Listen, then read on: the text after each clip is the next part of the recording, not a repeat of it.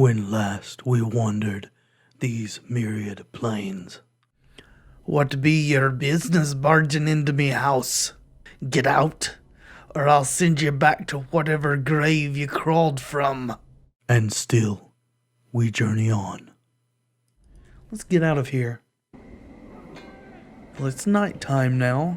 There's some thugs. Let's go talk to this Dabus over here. You see a tall creature with a shock of white hair. Its skin has a greenish cast, and a pair of goat horns protrudes from its forehead. It is dressed in long flowing robes and appears to be floating slightly above the ground. Greetings. The creature turns to face you, and a series of symbols appear around its head. The symbols have a slight glow about them, and then they just hover there. Oh, for the power's sake. Hi, King Dabus. What's wrong? He is a Dabus. They speak in rebuses, these annoying word puzzles. If you don't know what he's saying, then we'd better find a native or some other way to communicate with him, if we want to. An annoying bunch. My bet, they can speak. They would just rather piss everyone else off by trying to puzzle out what they're saying.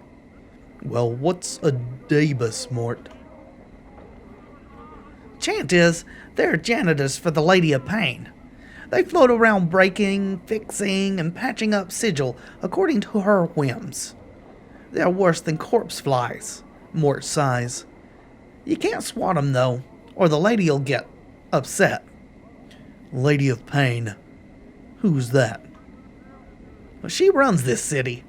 You'll know if you see her. She's got these blades around her face. She's about the size of a giant, and she floats off the ground just like one of these guys. Mort nods at the Dabus, who is looking at you both. Nobody knows much about her. She doesn't speak much. All you need to know is that you don't want to make her angry. If you see her, my advice, run. I see. The Dabus waits patiently. Its hands tucked into its sleeves, a series of symbols materialize above its head. Then they vanish and a question mark appears. Well, let's try and strike up a conversation. See if we can translate what the Dabus is saying. Ooh, that's a good chunk of experience. You ask the Dabus several questions, trying to get a feel for the rebuses that appear above its head. It is extremely patient throughout your discussion, giving you easy sentences to translate. After a few minutes, you start to get the hang of it. It feels like you've done this before. Maybe you can help me. The Dabus waits. Who are you? The Dabus inclines his head slightly, and a stream of symbols appears above his head. I am a Dabus. I had other questions. Oh, sorry, hit it twice there. What are you doing? A batch of symbols appears above the Dabus's head. I attend to my duties. All right. One more question. Can you tell me about the Lady of Pain? A lone symbol appears above the Dabus's head. This one shows a metallic female mask with blades coming out from the sides. Just looking at the ghostly image makes you uncomfortable. That's all I wanted to know. Farewell. The Dabus bows slightly. Symbols swirl about its head. Then it turns away. Let's leave. I feel stronger. Awesome. Let's go ahead and level up then, shall we? Alright, this time I think we are going to put our point again into Constitution. And accept. Our int should be okay for now. We do want to eventually get to above 17, but for now I want the hit points. Though I may want to put it into Charisma. We can get tattoos to raise our charisma, and this opens up a lot more dialogue choices. Yeah, let's go ahead and do charisma for now. We can raise con later on. Alright, there's that graphical glitch again. There it goes away. Very good. I'm going to do a quick save before we venture on. This is probably the worst place we can be in Sigil at the worst time. Well, I'm sorry, Mort. I know it's nighttime, but... And I'm glad you said the name of the place, because I've been calling it Sigil. Apparently it's Sigil. According to Mort, that is. We may get aggroed on by some of these hive thugs.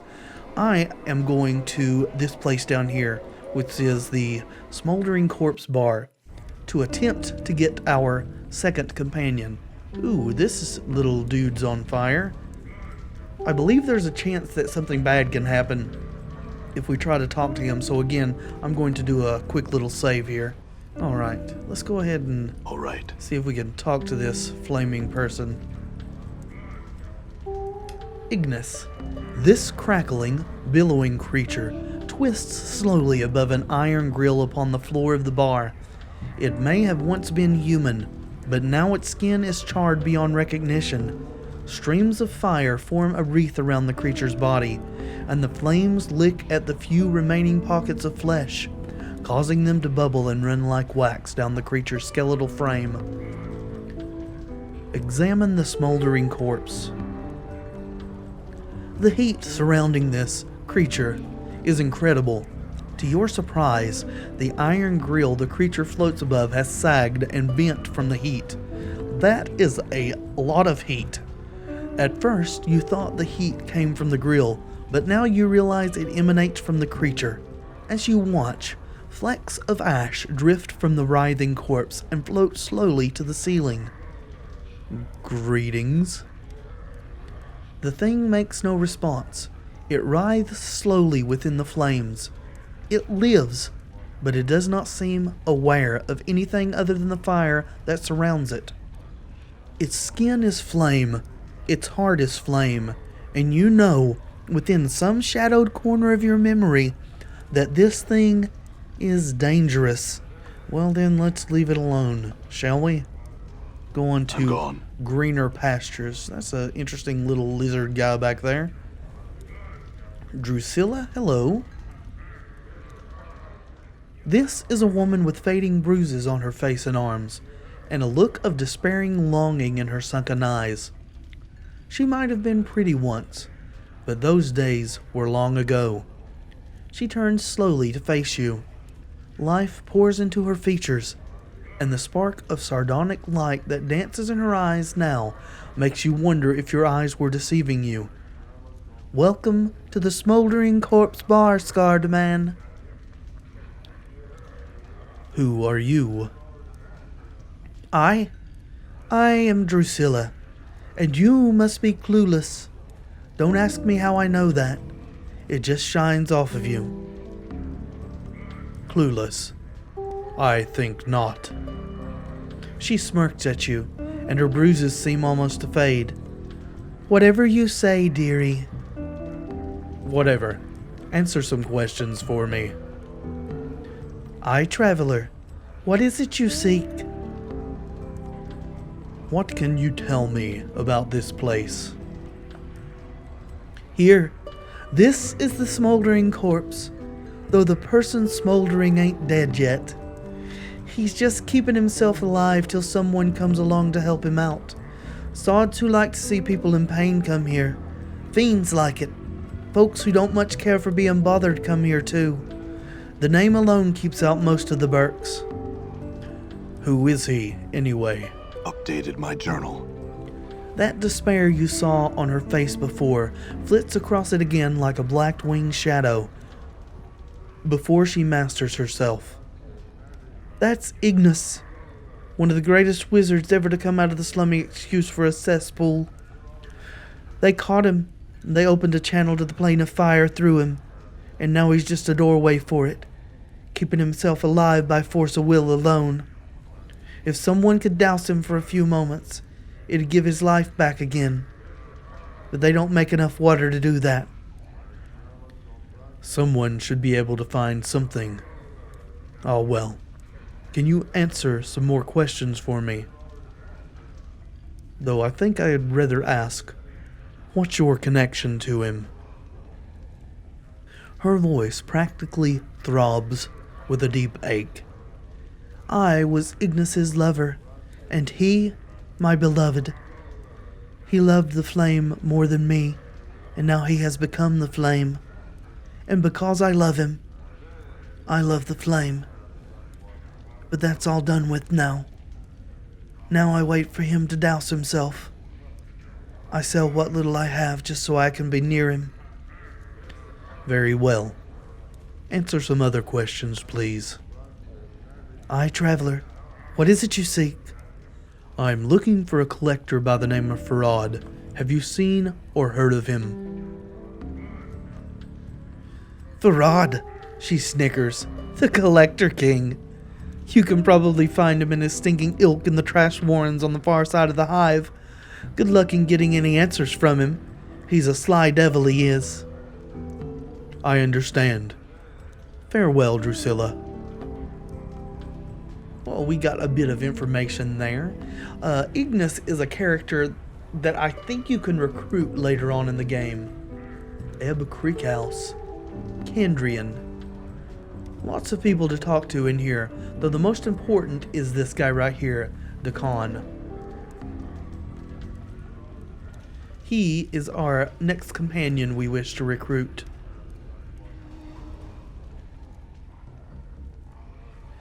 The man before you is old. His dry, yellow skin has the scars of one who has traveled everywhere and never rested long in any one place. His pinched face is inhumanly angular, and his ears sweep out from his skull, tapering to points. He wears a loose-fitting orange tunic, and a strange, shimmering blade is strapped across his back. The blade looks to be a two-pronged glaive, made of some metal whose surface swirls like a film of oil on a pond. Greetings. The man turns to you, his eyes like polished coal. He stares through you, and for a moment you wonder if he might be blind. The weapon suddenly turns a dead, flat black, mirroring the man's eyes. Are you all right? Hail, traveler. He says nothing for a moment, merely searches your face with his eyes. Hail, traveler. His voice is quiet and somber, like a wind whispering through the branches of a great tree. Hail. Your eyes have the weight of one who has traveled far to be in this place. You could say that. The man's gaze does not waver from yours. I am known as the Khan. The emphasis he places on the word known strikes you as odd, yet familiar at the same time. You are not known to me. I do not know myself. That is for the best. In knowing yourself, there would be little in the plains left worth knowing. He falls silent for a moment, still studying you with his coal black eyes. I would know why you have come to this city. I am looking for answers. I have many questions. Speak your questions. I will hear you. Your features are unfamiliar to me. What are you? A Githzerai. A Githzerai. A Githzerai is one of the people. One of the people. A Githzerai. It feels like we're going in circles here, dude. Can we get a little bit more of an explanation, please? Yes, but what are the Githzerai exactly? The Khan is silent for a moment, then speaks. Our history does not need to be made known to you. We would bleed to death on Time's blade before I recited a fraction of the histories of our people. I don't need to know your histories, but I would know of your people as they are now. The Khan is silent for a moment. Know this, and accept it as an answer. We are the people who make our home upon the shifting plane of limbo. With a deft motion, the Khan slips the blade from his back and holds it before him. Well, we'll wait and see what happens. There we mold the matter of limbo with our minds. We forge cities with our thoughts. As you watch, a series of rippling waves of metal begin to roll forth from the center of the blade. The pitch and crest of the waves match the inflections in Dakon's voice. In its chaos, we dwell, with only our knowing to preserve us. We are the Githzerai. What is that blade you have? It moved, shifted in response to your voice. It is a Karach blade. It is an object that lets others know the rank of the wielder. Karach. What does that mean? The Khan falls silent for a moment, as if searching for the correct words. In your tongue, the closest translation is chaos matter. The people may shape it with their thoughts. Okay, so the people are the Githzerai, we know that. What do you mean, shape it with their thoughts? Karach is not shaped by heat, but by knowing oneself. It is a mirror that reflects the will of the wielder on its surface and in its edge. When one knows themselves, the blade is strong, harder and stronger than steel.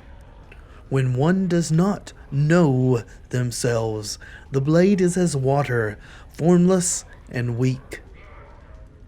Well, I'm sure he's not willing to sell it. It's probably very precious to him. So, what rank does the blade signify? The blade is a symbol carried by the Zerth. A Zerth is one who knows the words of Zerthamon. I hope I'm pronouncing that correctly. In knowing the words of Zerthamon, they know themselves. Who is this Zerthamon? Zerthamon founded our race. He knew the Githzerai before they knew themselves. He defined the people. He gave them one mind. So are you a collective conscious then? I had some other questions. Can you tell me about this city? It is known by the name of Sigil.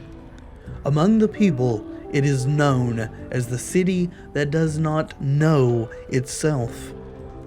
It doesn't know itself. What do you mean? The city exists, but it does not know itself. In not knowing itself, its existence is flawed. You speak as if the city is alive. It may not be aware and know itself in the sense that you or I might know ourselves, but it lives, it grows, changes, and touches the minds of all that live here. Why did you say that the city does not know itself? The city exists in opposition to itself. It has set itself apart from the plains, yet it seeks to be everywhere at once. Its walls are doors, yet it keeps those doors locked. Such an existence tells of a thing that does not know itself. In not knowing itself, it is flawed. It's interesting how he said that its walls are doors, and that they're locked. It strikes an interesting chord in my mind about the lady we took the quest from earlier, who is afraid to walk through doorways because they teleport her to other places. When you say that this city is everywhere at once, what do you mean? The city itself is built from doors. Those doors lead everywhere. Where are these doors? They are everywhere. The Khan falls silent for a moment. It is said that every bound space within this city is a door that leads elsewhere. I don't understand. Imagine the door to the Smoldering Corpse bar. Remove the door. The frame remains. The space within the frame is still a door. But I walked through that door to get in here. It's just an open space. Many are the doors you never see. You may pass through them as if air and not know them for what they are. They are closed to your sight and touch. And these invisible doors are everywhere in Sigil. It is said every bound space in Sigil is a door. It is not known for certain. Doors move. Doors change. Doors disappear. All are locked. Locked. The doors remain as air until you have the key that opens them. When you have the key, the doors will make themselves known to you. Again, that's exactly what the lady said, is that if you were carrying the right key when you walked through, that you would be transported. How do you know what the key is? Every door has a different key. Some keys are known, others are not known. And what are these keys? There are as many keys as there are doors. The keys are not always things of metal. The keys can be the clashing of two swords, a drop of blood drawn from the tongue of a dying man, the memory of a past love, or an angry curse hurled at the sky. When the key and the door match, the door reveals itself. It sounds like finding all these keys and doors can be difficult.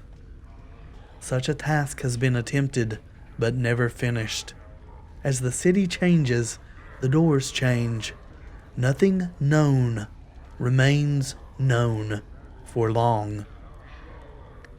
I do want to go back to this question. Why did you say the city is flawed again? Yes. So I think we want to do one of these truths. Give me a second to ponder. I'm going to go with number 4. Truth. What if the city is not flawed, and you just do not know the reasons for its contradictions? There is order in everything. Perhaps there is an underlying pattern that you cannot perceive. To your question, a question. What if the city is flawed, and you see its contradictions all around you? Truth. To your question, a question. You claim this city's existence is flawed. You have accepted this rather than explore the possibility that something greater may exist. That suggests you are flawed, and that you do not search for knowledge, but only for a convenient answer. The Khan falls silent. There is no knowing the answer to the questions we have asked, yet the city exists. That is all. Yet I would maintain that we know ourselves by the questions we ask, and the ones we do not. If we cease asking questions and accept only what we can perceive, then we will cease to know ourselves. The Khan's voice has changed slightly, become heavier. Such words have been spoken before. I have heard them and know them. Where have you heard them? The words are mine. Once I knew them and knew their meaning. I had forgotten them until you spoke. The Khan's gaze travels through you. and his blade stops shimmering, bleeding of all color until it is translucent. There is a moment of silence, then Dakan looks up at you. I would travel your path with you. I accept. An extra blade would be welcome. Your path is mine. Strangely enough, his voice seems distant, and it echoes as if he was speaking from across a great distance. Very well, let's go.